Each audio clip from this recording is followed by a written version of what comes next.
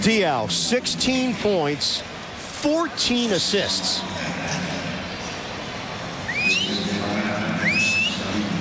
It's been a special night, I tell you that. But if you're the Nets right now, you're in that huddle saying, don't worry about it. We just gave up a deuce. There's plenty of time left on the clock. Let's look to execute and make a play and put the pressure back on this Phoenix Suns offense. As mentioned, it's the most points the Nets have ever scored. It's also the most points they've ever allowed, 159.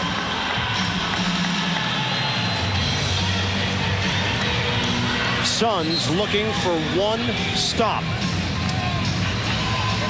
and trying to end it here. I like the idea of putting Jason Kidd in the pick and roll situation. If he does not have anything off the pick and roll, then you have to get the ball to Richard Jefferson and allow the one guy that can make a play for himself the time to do it. Phoenix 159, the Nets 157. 14.1 left in double OT.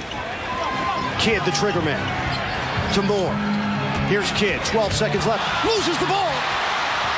Jefferson down the floor, trying to foul Barbosa. He got him with 7.9.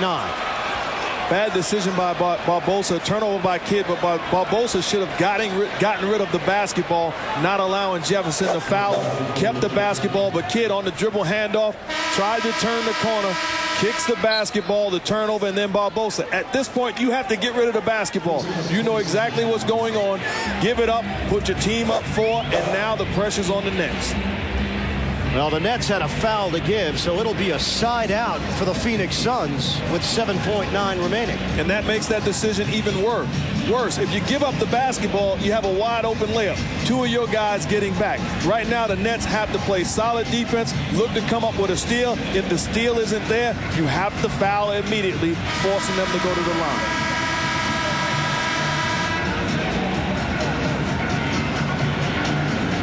.159 to 157. Phoenix with the lead and the ball. Turnover from Jason Kidd, who has played at a whale of a game. 38 points, 14 rebounds, 14 assists. But a costly mistake late in the second overtime has put Phoenix in the driver's seat. Vince Carter has been watching from the bench after fouling out in regulation. And the Phoenix Suns, with great foul shooters, just want to get open and force them to foul. Put the ball in the hands of Barbosa or Nash, 2 guys that can knock down free throws at a very high percentage. Mikey Moore checks in. He replaces Eddie House. Diaw will throw it in. They just threw it out of bounds. Nearly did. What a save by Barbosa. Nash is running around. And a foul call. 5th foul on Jason Kidd. How close was that ball to going out of bounds? Take a look. I'll tell you what, Barbosa could never play center field for me on my baseball team, but did a great job of saving the basketball, and Steve Nash getting away from the Nets, eating away valuable time off the clock. But Steve Nash, as good a free throw shooter as you will find in the NBA, can make this a 2-possession game. First one is good. 4 seconds left.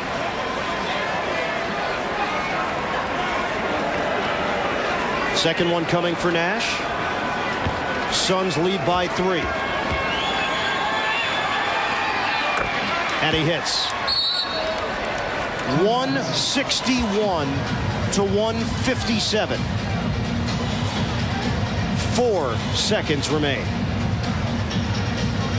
Some guys will be able to tell somebody when they get home, maybe go get something to eat. They say, what was the score of the game? 161, 157, somewhere in that area.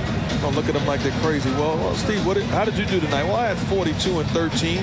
Man, please. And then, kid, what did you do tonight? I had 38 and 14 and 14. You roll your eyes at them and want to throw your drink at them. But they're telling the truth, ladies and gentlemen. What a ball game we have seen. What a wild night this turned out to be. You can see the makings of it. Second quarter, the flow was there on offense for both teams. It spilled over into the second half. But then it looked like the Nets had control. Up by 3 on 2 occasions late in regulation.